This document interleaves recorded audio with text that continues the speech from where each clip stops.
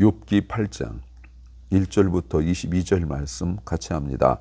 스와 사람 빌닷이 대답하여 가로되 내가 어느 때까지 이런 말을 하겠으며 어느 때까지 내 입의 말이 광풍과 같겠는가. 하나님이 어찌 심판을 굽게 하시겠으며 전능하신 이가 어찌 공의를 굽게 하시겠는가. 내 자녀들이 주께 득죄하였으므로 주께서 그들을 그 죄에 붙이셨나니 내가 만일 하나님을 부지런히 구하며 전능하신 이에게 빌고 또 정결하고 정직하면 정녕 너를 돌아보시고 내 의로운 집으로 형통하게 하실 것이라. 내 시작은 미약하였으나 내 나중은 심히 장대하리라. 청컨대 너는 옛시대 사람에게 물으며 열주의 터득한 일을 배울지어다. 우리는 어제부터 있었을 뿐이라 지식이 망매하니 세상에 있는 날이 그림자와 같으니라. 그들이 내게 가르쳐 이르지 아니하겠느냐. 그 마음에서 나는 말을 바라지 아니하겠느냐. 왕골이 진펄이 아니고 나겠으며 갈대가 물 없이 자라겠느냐.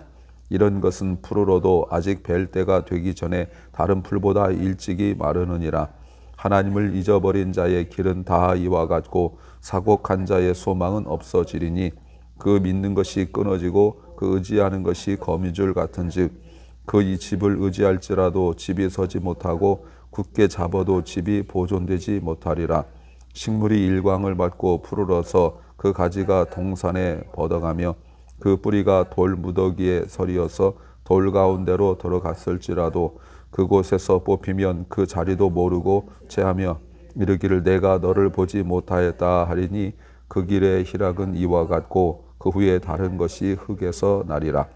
하나님은 순전한 사람을 버리지 아니하시고 악한 자를 붙들어 주지 아니하신지 웃음으로 내 입에 즐거운 소리로 내 입술을 채우시리니 너를 미워하는 자는 부끄러움을 입을 것이라.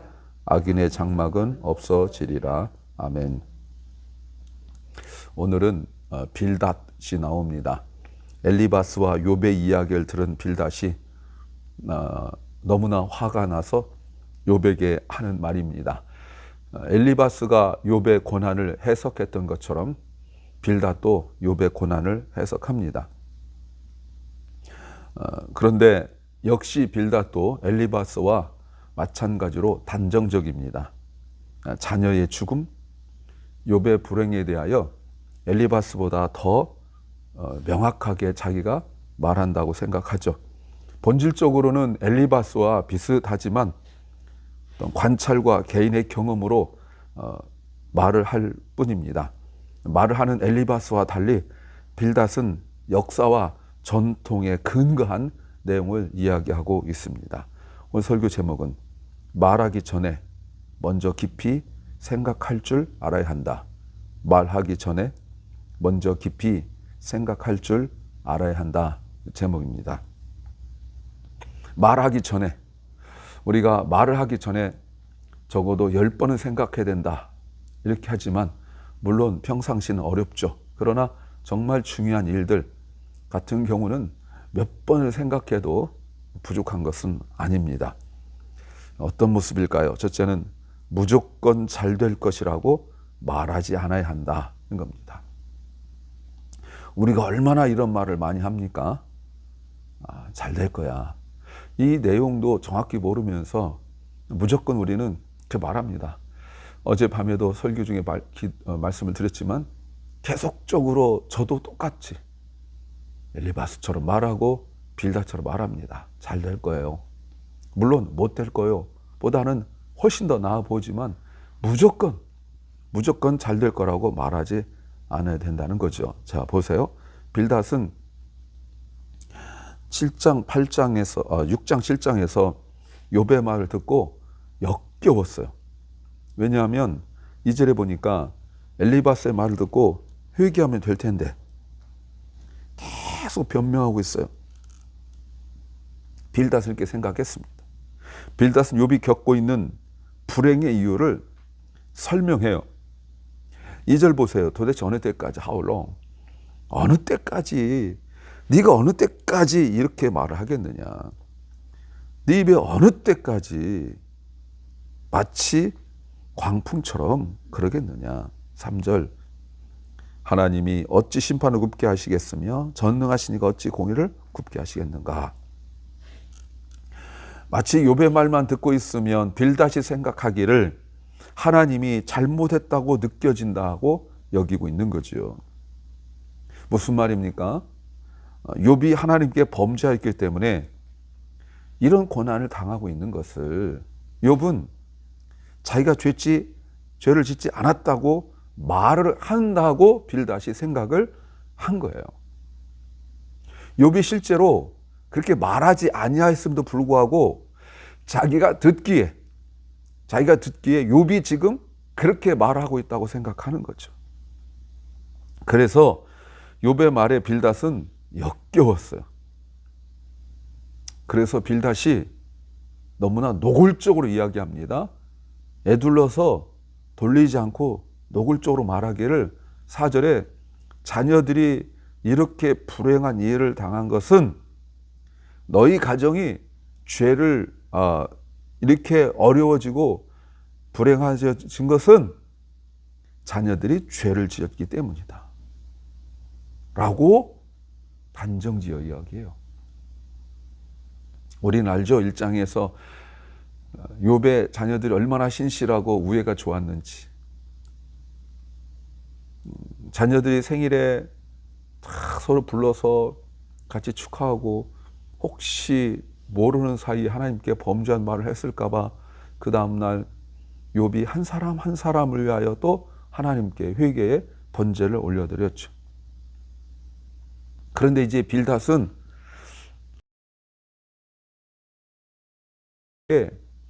해서는 안 될 말을 하고 있는 거죠. 네 자녀들이 범죄했기 때문에 하나님이 죽였다. 죽을 만큼 죄를 지었다 이렇게 생각하고 있는 거죠.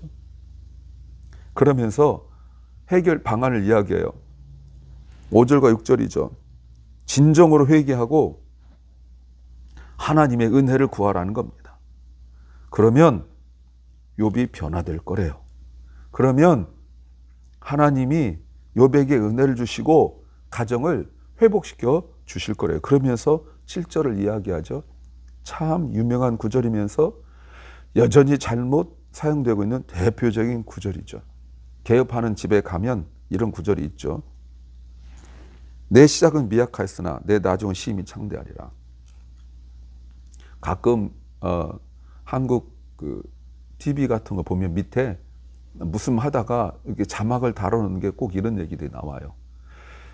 그러니까 자막을 다는 PD들이 분명히 그리스도인일 텐데 이런 걸 쓰는 걸 정도 보면 그러니까 젊은 사람들이 여전히 잘못 해석된 성경 해석을 가지고 공공이라고 쓰고 있는 거죠. 의미가 뭐예요? 회개하기 이전과 이후에 어떤 변화와 차이가 있을지를 이야기하고 있어요. 얼마나 명확합니까? 빌닷은 성격이 그런 것 같아요. 아주 정확하고 분명하게 말하고 있어요. 그래서 욥에게 말하기를 네가 잘못한 것이 어떤 것이고 회복의 방법이 무엇인지를 명확하게 말하고 있어요. 맞습니까? 허무맹랑한 이야기죠. 사실 여러분 이것만 똑 떼놓고 이야기한다면 엘리바스 때도 말씀드렸지만 빌닷의 말도 틀린 거는 아닙니다. 근데 우리가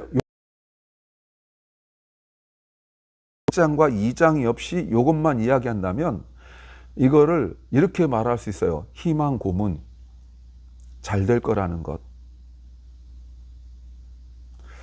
잘못된 희망이죠. 너 지금 힘든데 회개하면 하나님이 잘 되게 해주실 거야. 우리가 종종 그 얘기하죠. 너 기도하면 하나님 복 주실 거야. 너 지금 교회 다니면, 너 지금 작정 기도하면 하나님이 내 기도 응답해 주실 거야. 맞습니까? 맞다고 말하기도 뭐하고 틀렸다고 말하기도 뭐하지만 어쩌면 희망 고문이에요.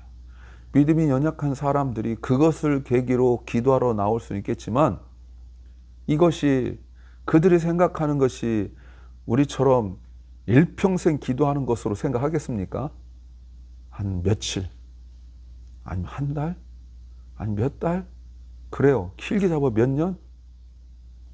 이렇게 기도해 놓고 그때까지는 혹시 자기가 딴 행동하고 함부로 하면 은혜 못 받을까 봐 그 우상을 섬기는 것으로 부정한 말, 부정한 태도 하지 않으려고 막 자기 자신을 억지로 지키다가 이게 자기가 생각하는 그런 기대가 미치지 못하면 예전보다 더 악하게 돌아가 버리고 마는 거예요.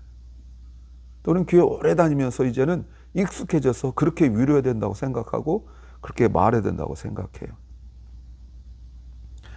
여러분 욥에 대해 생각해 보세요. 욥이 이런 고난 가운데 얼마나 신실해야 되겠습니까? 모든 것이 잘 될 때와 힘들 때도 동일하게 신실할 수 있습니까?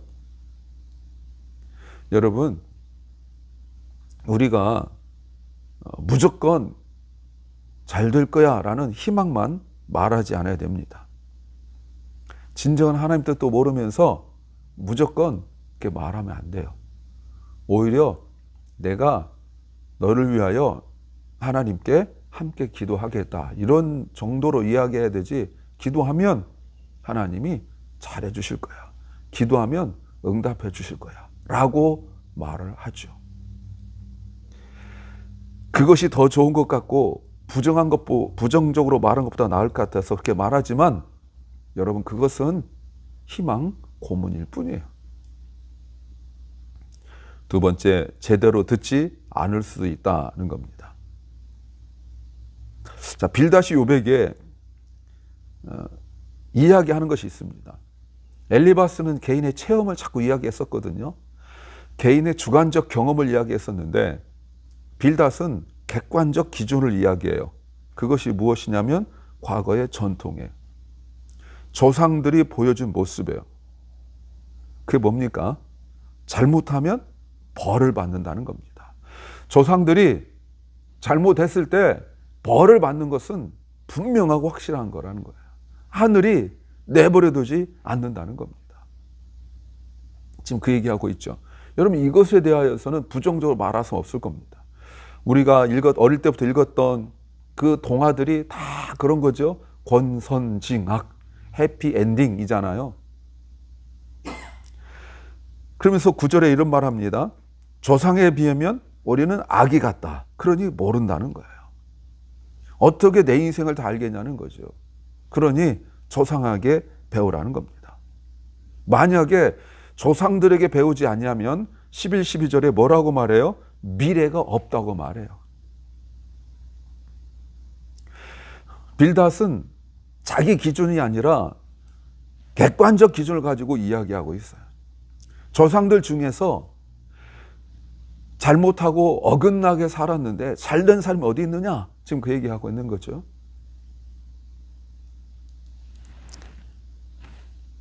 그러면서 13절에 이런 말합니다.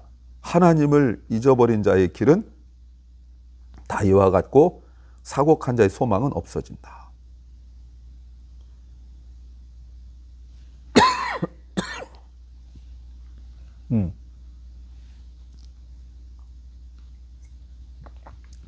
빌닷이 욥이 하는 말도 하는 이야기예요. 그러면서 14, 15절에 욥이 하나님을 의지하지 않고 잘못된 걸 의지하고 있대요. 그 믿는 것이 끊어지고 그 의지하는 것이 거미줄 같은 즉 그 집을 의지할지라도 집이 서지 못하고 굳게 잡아도 집이 보존되지 못하리라. 자꾸 욥이 하는 말을 엘리바스가 처음에 오해했던 것처럼 하나님 앞에 간구하는 이야기인데 마치 엘리바스나 빌닷이 생각하기를 욥이 하나님께 회개하지 않고 자기 주변의 사람들에게 자기 힘든 이야기만 하소연하고 있다고 하는 거예요. 자기는 억울하다. 나는 죄가 없는데 이런 일을 당한다라고 주변 사람들 붙들고 자꾸 이야기하는 것으로 착각하고 오해하고 있는 거죠. 그러니 빌닷이 볼 때 욥은 없어진 재산이 그렇게 아깝고 또 사람들만 의지하고 있는, 즉 돈과 사람만 의지하고 있는 것처럼 보여지는 거예요. 그 빌닷이 하는 말이 뭡니까? 그렇게 경험하고도 정신 못 차리고 있다고 지금 말하고 있는 것과 마찬가지예요. 그러면서 16, 19절에 욥이 옛날에 잘 살았던 것은 겉만 좋은 거지 아무것도 아니었다라고 말합니다.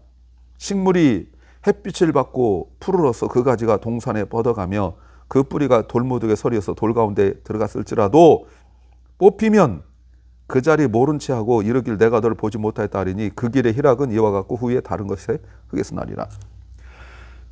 잘 자랐는데 그 땅에서 뽑히면 나중에 그 땅이 그 식물에 대하여 모른 채 한다는 거예요. 이 말이 뭐죠?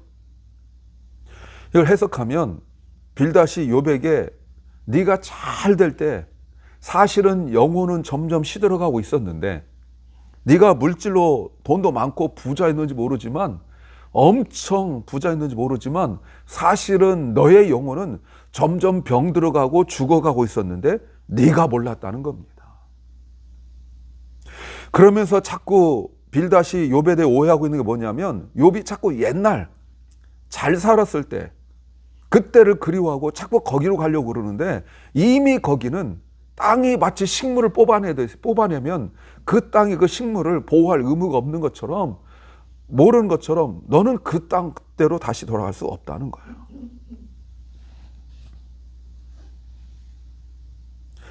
여러분, 욥은 1장에서 신실했어요. 그래서 빌닷은 지금 욥의 현재 상태와 6장, 7장에서 욥이 한 말을 잘못 듣고 잘못 해석하는, 즉 오해하고 있는 말이죠. 성도가 고난을 받으면 하나님께 심판받은 걸까요? 성도에게 이 조상이라는 것은 성경적 조상도 아니고 일반적 보편 원리를 말하는 겁니다. 그것이 기준이 될 수 있을까요? 그 제대로 듣지 아니하니까 함부로 판단하는 거예요. 제가 얼마 전에 라디오에서 들으니까 한국 사람들의 문맹률은 글씨를 못 읽는 것은 0이랍니다. 그러니까 대부분 다 읽는다는 거예요. 그런데 놀라운 일이 뭔지 아세요? 10명 중에 2.3인가 7명, 그러니까 10명 중에 약 3명은 문해력이 떨어진대요. 못 알아듣는데요. 말귀를 못 알아듣는데요. 10명 중에 3명이나 말을 하면 말귀를 못 알아듣고 자기 해석하여 말을 한대요. 그러니까 말을 하면 오해하는 거예요. 무슨 말만 하면 그것이 말의 말귀를 못 알아듣으니까 오해하고 또 그것 가지고 다른 태도를 보이는 거죠. 지금 빌닷이 그렇습니다. 세 번째는 내 말이 다 맞는 것도 아니다는 겁니다. 빌닷이 이런 말 합니다. 하나님은 순전한 사람은 돌보시나 악인은 돌보지 않는다. 20절이죠. 그러면서 하는 말이 뭡니까? 이 말의 의미가 욥이 순전한 사람이 아니라는 거예요. 여러분, 하나님이 욥에 대하여 말씀하실 때 욥은 순전한 사람이다 말씀하셨거든요.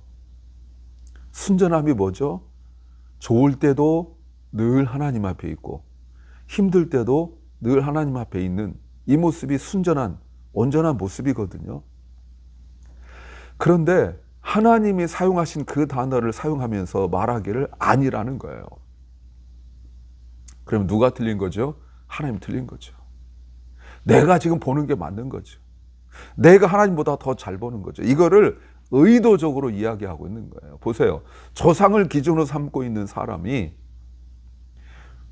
말하기를 하나님도 틀렸다라고 말하고 있는 것과 마찬가지라는 거예요.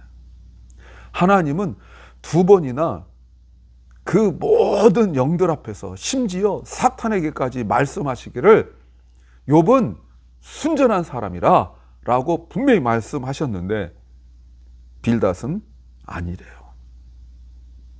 그러면서 무슨 말합니까? 21절, 22절에 차라리 자기 말을 들으래요. 웃음으로 내 입에 즐거운 소리 내 입술에 채우시리니 너를 미워하는 자는 부끄러움을 입을 것이라 악인의 장막은 없어지리라. 내 말을 들으면 이렇게 될 거래요. 그게 뭡니까? 다시 옛날로 돌아가는 거예요.